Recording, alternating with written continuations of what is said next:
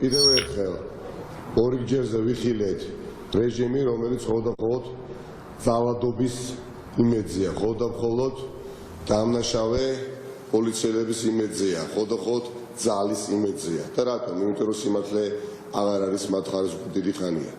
იმიტომ რომ ისინი აცნობიერებენ, არჩევნები არის მიტაცებული და ხელისუფლება აქვთ მიტაცებული. ყველაზე უკეთ მათ უწყით, რომ ეს რეალობა არის ასეთი.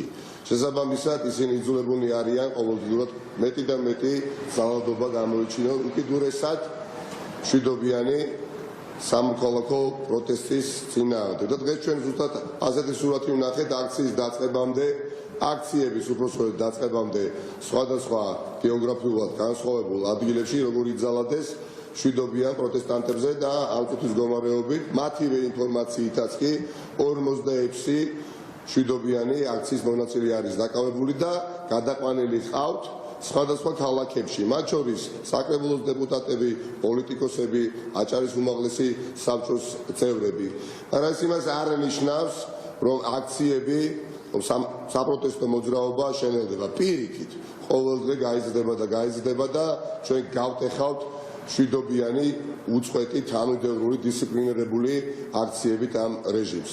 სწორედ ამიტომ დღეს მინდა დავაანონსო მომრიგი აქცია ხვალ 2 საათზე ვაჟა-ფშაველას ძეგლთან, მეტროსადგურ ვაჟა-ფშაველასთან გაიმართება აქცია და ველოდებით ყველას, ვისაც უკვე მყარად მიაჩნია, რომ ხელისუფლება კოპირებს რუსეთს და ბელორუსს. დიახაც, დღეს იყო კალკით გადმოტანის მცდელობა იმ ყველაფრისა, რასაც სჩადის პუტინი და ლუკაშენკო თავისი მოქალაქეების წინააღმდეგ. არაფერი განსხვავებული დღეს ჩვენ აქ არ ვიხილეთ. ამიტომ ხვალ გელოდებით ყველას 2 საათზე მეტროსადგურ ვაჟა-ფშაველასთან, ვაჟა-ფშაველას ძეგლთან. და ასეთი აქციები გაიმართება ყოველ დღე.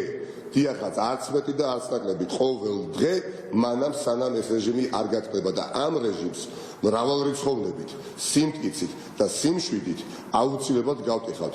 არ დაიხევს უკან არავინ, დააკავეთ 46 ადამიანი, მაგრამ ხომ არ დაგავიწყდათ, რომ 100,000-ობით, მილიონზე მეტი აქტიური მოწინააღმდეგე ყავს რეჟიმს. ამიტომ ეს რეჟიმი განწირულია მარცხისთვის, არის ახლა სიმტკიცე, ნებისყოფა და სიმშვიდე საჭირო, დროის საკითხია მხოლოდ ამ რეჟიმის დამარცხება. დიდი მადლობა, გელოდებით ხვალ 2 საათზე ვაჟა-ფშაველას ძეგლთან. დიდი მადლობა.